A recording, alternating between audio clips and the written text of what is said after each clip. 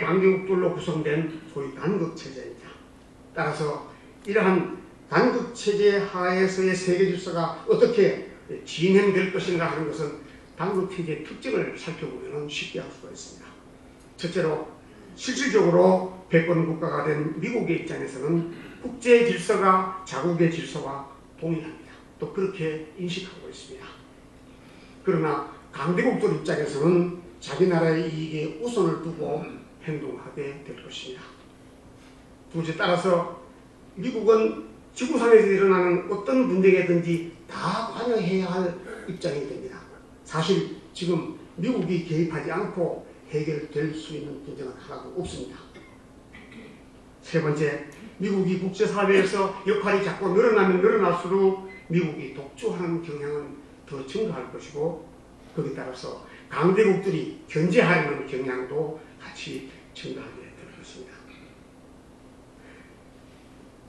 미국의 군사력에 지금 정면으로 도전할 세력이 등장하지 않은 한 냉전시대처럼 이렇게 두 개의 블록으로 나누어서 충돌하는 상황은 상당 기간 나타나지 않을 것으로 생각합니다. 그러나 사안에 따라서 그리고 자국의 이익에 따라서 미국과 강대국들 간에 이합 직선하는 현상이 나타날 것입니다. 그리고 과정은 좀 어떻게 여러 개의 과정을 어떤 과정을 거치든 또 속도는 어떻게 달라지든 결국은 미국적 가치관이 세계 질서에 큰 영향을 미치게 될 것입니다. 그래서 21세기의 국제 질서를 이렇게 한마디로 정의할 수가 있습니다. 미국이 독주하려는 경향과 강대국들이 견제하는 경향의 상호작용으로 특징지어질 수 있다, 이렇게 표현할 수 있습니다. 이런 원론적 특징을 증명해 주듯이 오바마 정부가 등장하면서 바로 부시 정부 때 비난을 받았던 소위 일방주의, 소위 유니래터럴리즘, 일방주의를 자제하고 동맹국가의 관계를 강화하면서 다자주의적 해법을 찾는 경향이 두드러지게 나타나고 있습니다. 북한의 핵을 다루는 모양도 이러한 맥락에서 예외가 아닙니다. 지금 북한이 연거푸 무리수를 두고 도전하고 있지만은 사실 미국의 대응은 상당히 신중합니다. 아마 아직까지는 북한을 어떻게 다룰 것인가 하는 개념이 딱 정립되었다고 보지 않습니다. 지난 3월에 오바마 대통령이 테러 집단과의 전쟁에서 포괄적 접근을 하겠다고 발표를 했습니다. 그 내용을 주목할 필요가 있습니다. 왜냐하면 대북 정책도 크게 다르지 않을 것이라고 보기 때문입니다. 첫째, 미국은 우선 알카에다 세력을 아프가니스탄과 파키스탄에서 거기서 경멸하겠다, 목표를 딱 제시하였습니다. 미국이 이러한 확정적인 목표를 제시해놓고 전략을 짜는 것은 흔하지 않습니다. 그 특징입니다. 목표를 명확히 제시하고 들어간다는 것입니다. 둘째는 하드 파워만으로 하지 않고 스마트 파워를 제공하겠다, 즉 포괄적 접근을 하겠다고 발표했습니다.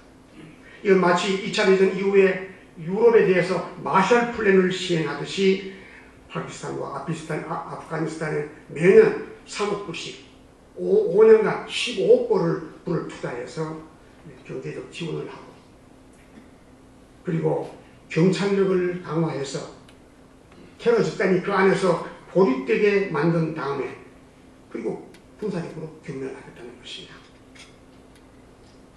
이걸 보면 굉장히 부드럽고 이렇게 좀 훌륭해 보입니다. 그러나 자세히 들여다보면 필요할 때 단호하게 군사력을 사용하겠다는 의지를 담고 있습니다. 지난번 한미 정상회담에서 북한에 대해서 평화의 길이 있다, 평화의 길이 열려 있다고 발표한 내용은 대북 정책 역시 이런 포괄적 접근을 할 것임을 시사하고 있습니다. 그러나 과거처럼 북한의 이런 벼랑 끝 전술에 이제 끌려가지 않겠다는 것을 분명히 하고 있습니다. 주목할 것은 이 포괄적 접근이 분명한 목표를 정하고 나아가고 있다는 것과 이 전략의 한쪽 끝에는 강력한 군사적 수단이 늘 자리를 하고 있다는 것을 주목할 필요가 있습니다. 세 번째는 한반도 내의 상황과 우리 군당부의 생존 전략을 짚어보도록 하겠습니다. 우리 남북한의 관계가 통일을 지향하는 과정에서 잠정적으로 형성되는 특수관계라고 이렇게 표현하는 의미는 통일을 지향하는 과정에서 우리가 특수한 관계다, 여느 나라와 같지 않다는 것을 분명히 한 것입니다. 이런 관계는 비군사 분야에서는 소위 화해와 협력이 가능합니다. 화해란 말, 적절한 말이 아닙니다.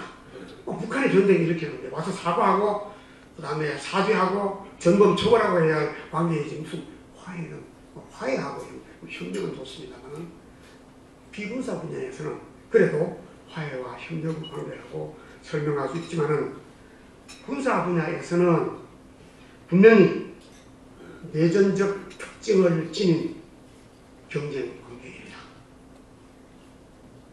따라서 남북한 간에는 두 개의 정설이 존재한다고 보아야 합니다. 하나는 군사적 경쟁 관계이고 다른 하나는 정치 심리전입니다. 그동안 우리가 선택했던 전략은 주로 전쟁을 억제하는 것이었습니다.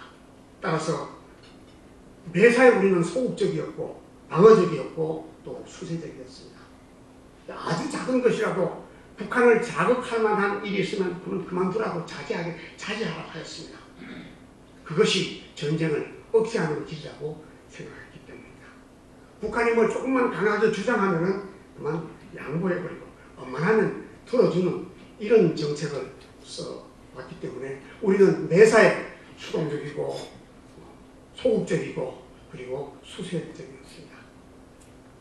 이런 결과 무기를 도입하고 현대 전술을 받아들이고 그리고 소위 군사 혁신을 하는 면에서도 우리는 늘 북한 뒤에 따라갔습니다. 늘 쳐졌습니다. 그래서 남북한 간에는 지금까지 늘 전력의 격차가 있었고 갭이 생겨 있었습니다. 이러한 갭이 있었음에도 불구하고 그래도 한반도에서 전쟁이 다시 일어나지 않았던 것은 아무래도 한미동맹의 덕이다 이렇게 설명하지 않을 수 없습니다.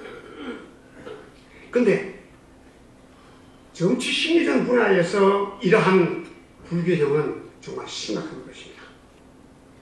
구조적으로 북한은 폐쇄된 통제사회이고 우리는 개방된 자유사회이기 때문에 정치 심리전을 하기에 우리는 무척 불리한 위치에 있었습니다. 그러다 보니까 거기다가 또 소극적 안보 이런 정책 자체가 정치 심리전을 아주 소극적으로 끌어왔습니다. 이 결과로 북한의 정치 심리전은 우리 사회의 거의 모든 분야를 오염시켜 놓았습니다. 가치관이 실제로 오염되었고 권위는 무너졌고 그리고 정체성마저 흔들리는 이런 사실상 위기를 맞이하였습니다. 심지어 남한 사회 내에 친북 집단이 존재하고 있다는 것을 일반 시민이 피부로 느낄 만한 수준까지 이르렀습니다. 전략가 손자는 이런 상황을 도가 무너진 상황이라고 표현했습니다. 길도자 도가, 이게 도가에 말하는 도가 무너졌다고 표현하였습니다. 그것은 아무리 무기가 좋고 아무리 이렇게 군대가 많이 있다 하더라도 손자는 도가 무너진 나라는 이길 수 없다고 얘기했습니다. 그래서 사실상 군사적으로는 전쟁을 억제하는 것이 우리에게 최선의 전략이 없지만은 정치 심리전 차원에서 수세를 취했던 것은 대단히 잘못된 선택이라고 생각합니다. 그 결과 나라의 도가 무너지고 도가 무너지면 내전에서 질 수밖에 없는 것입니다. 사실 군사력이 불균형한 것은 동맹국의 도움을 받아서 갭을 메울 수가 있습니다. 그러나 정치 심리전 차원에서 도가 무너진 것은 누구도 도와줄 수 없는 영역입니다.